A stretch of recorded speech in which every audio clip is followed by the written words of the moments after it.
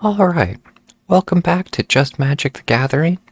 While I was processing the video for my daily grind on November 29th, I noticed that they had this standard metagame challenge, and this looks interesting, or I hope I can do well in this. The payout versus entry fee is phenomenal. For 2,000 coins, you can get 5,000 coins back and 30 packs. That's basically take 2,000 coins and turn it into 35,000 coins. So as far as return on investment goes, that's very good. It's about the best that this game can offer. With that being said, this is metagame, so the people playing are going to be running meta.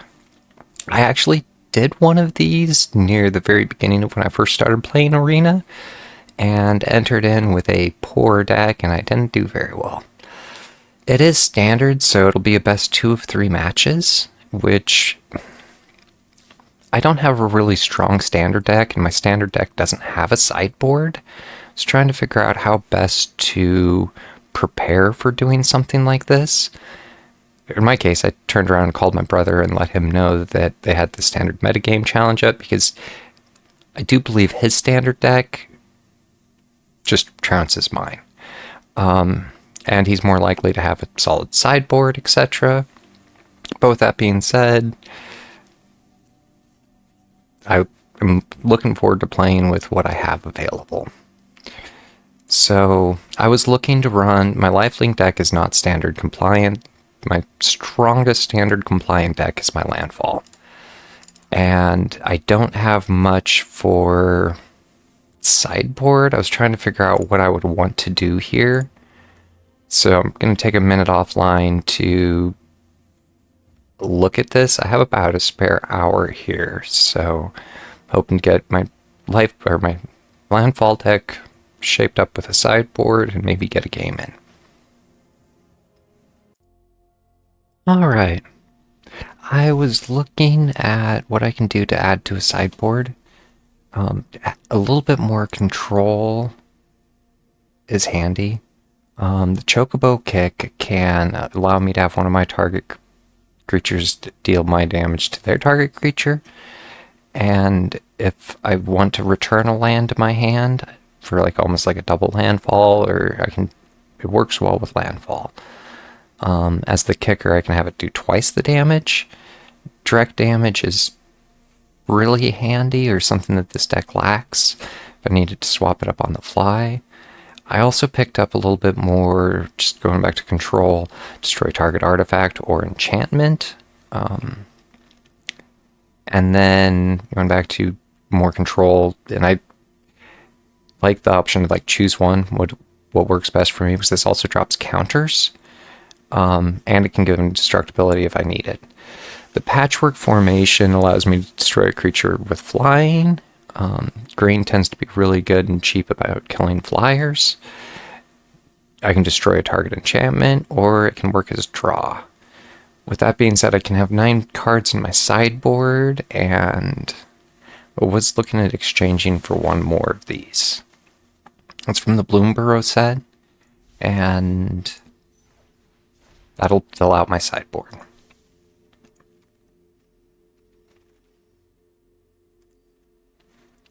So with that being said, let's see how it treats me.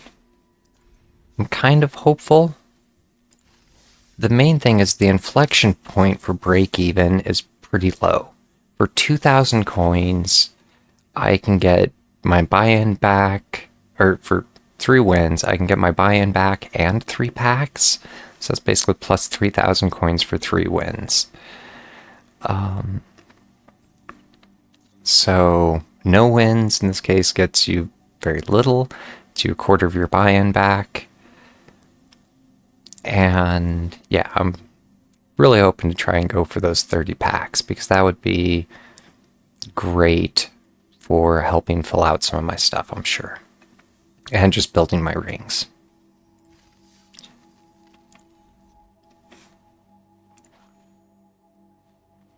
And once you submit your deck, you can't change it.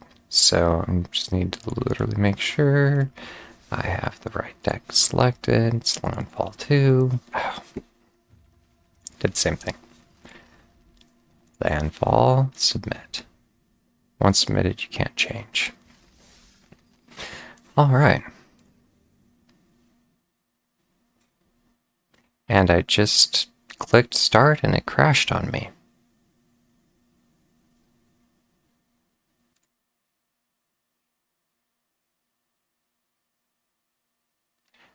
I'm hoping it didn't drop me into a match. We'll see what it thinks is going on. Standard metagame. Yeah, because last time I just clicked play and the whole application crashed. So this is going to be a multi-part series unless it is super quick. Because, yeah, I expect this to take me a couple hours if I can make it through to my 7 wins. I can get to my Earthbender Ascension. I was wondering the legitimacy of mulliganing. The overprotect doesn't do me any good if I don't have any cards to play. I mean, it looks slow, and in order to play meta, I think I need it to be pretty quick. Unfortunately, it's not any better. Shared roots. I'm going to return one of my overprotects.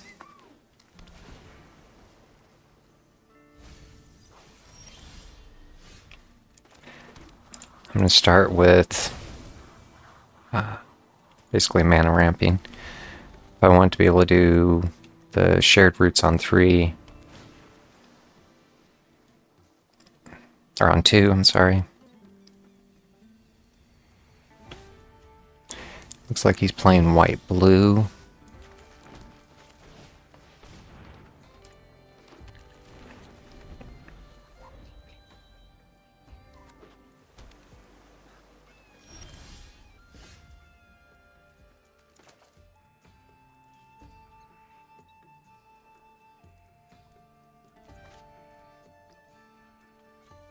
If I play my forest,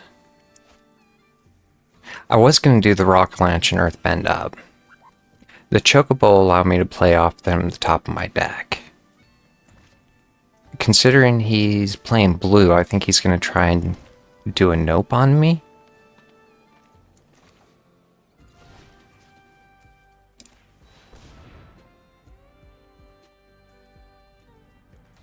Because he has all of his mana tapped and a whole handful of cards.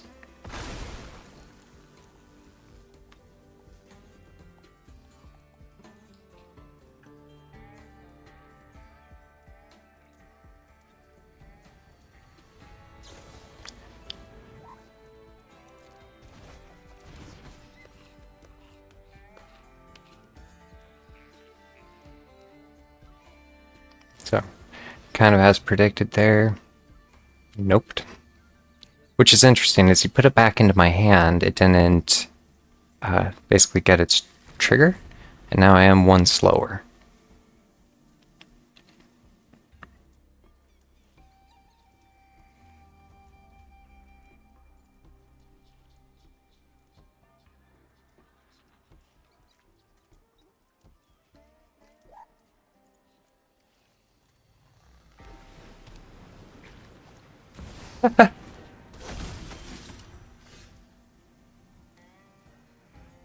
Cosmog Zenith. And I saw that actually just the other day.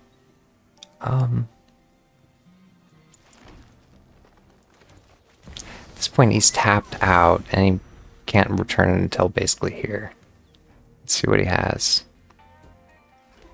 As he's playing white, I like seeing Tifa there.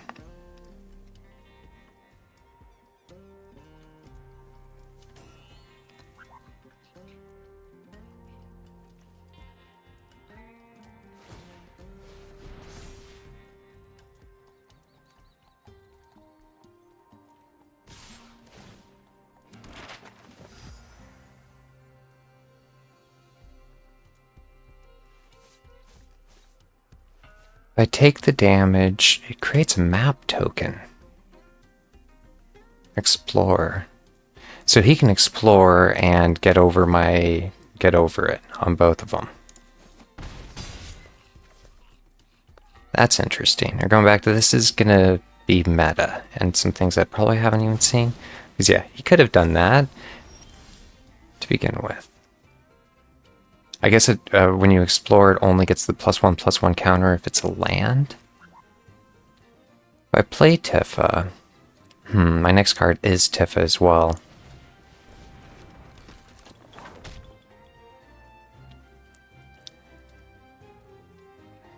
Doubling my landfall triggers now, it really doesn't do me any good.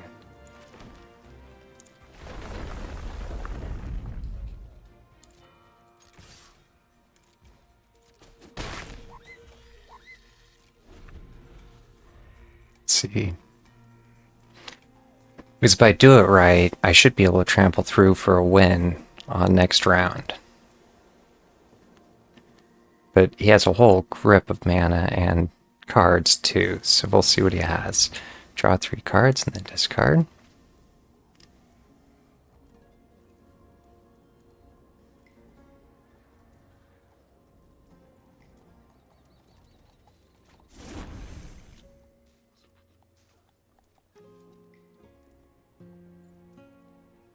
And the Omen went back into his deck.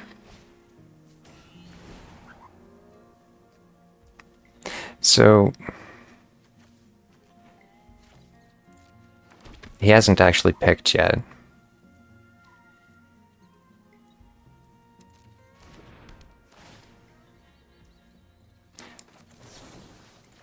I made that mistake the other day where I almost forced them to protect on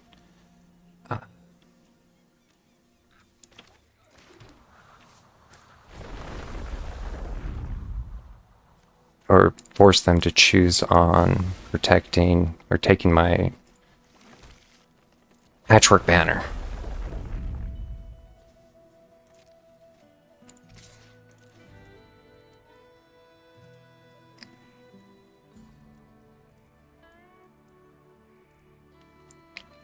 With the trample, I think he's actually gonna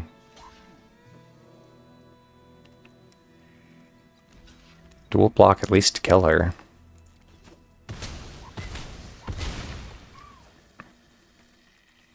At which point I can now play my second Tifa. Oh, I could have played my forced, because I'm going to draw a land. I needed to double up on the Evolving Wilds, though, to take advantage of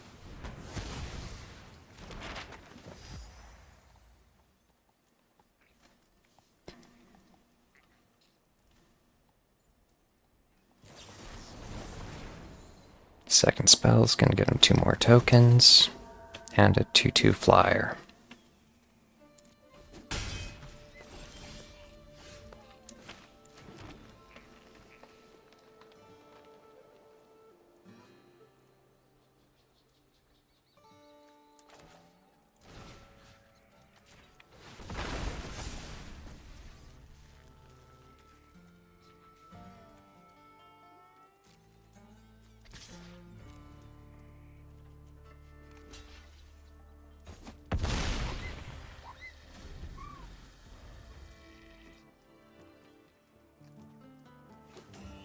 It doesn't have trample, and at this point I'm going to slow down a little bit.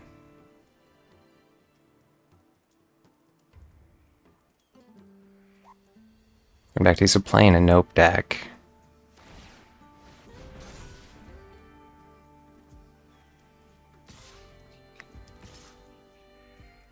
He's only pushing with the flyers.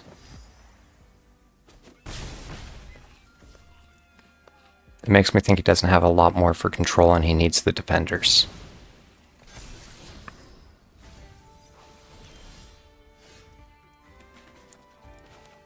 So in this case, I can play the Mossborn Hydra, the land off the top of my deck.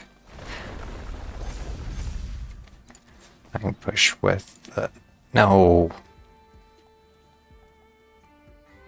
attacks. I don't even know how I managed that.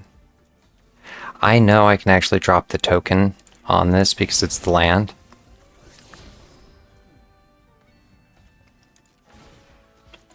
We're going back to its another land. I'll take it. Followed by a Tifa.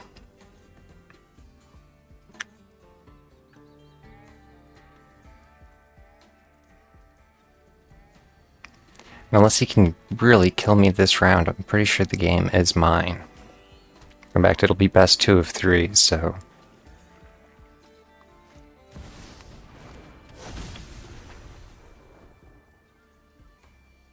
Twice that many tokens are created.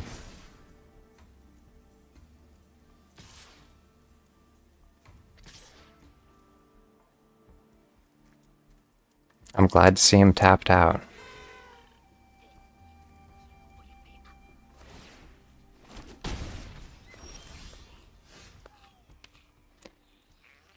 So, the Terramorphic Expanse. Let's just see how this works.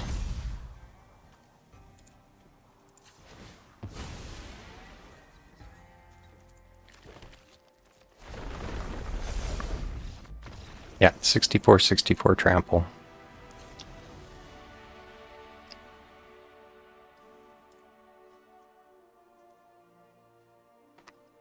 He is playing some flyers, so I could swap up to trying to take out some of them. It's in a way entertaining what I would take out. He is definitely looking at sideboarding.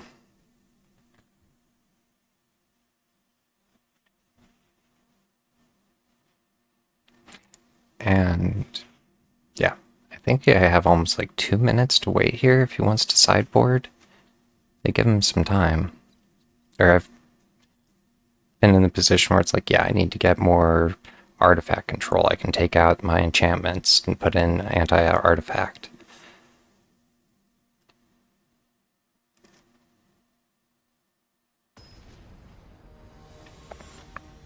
Alright.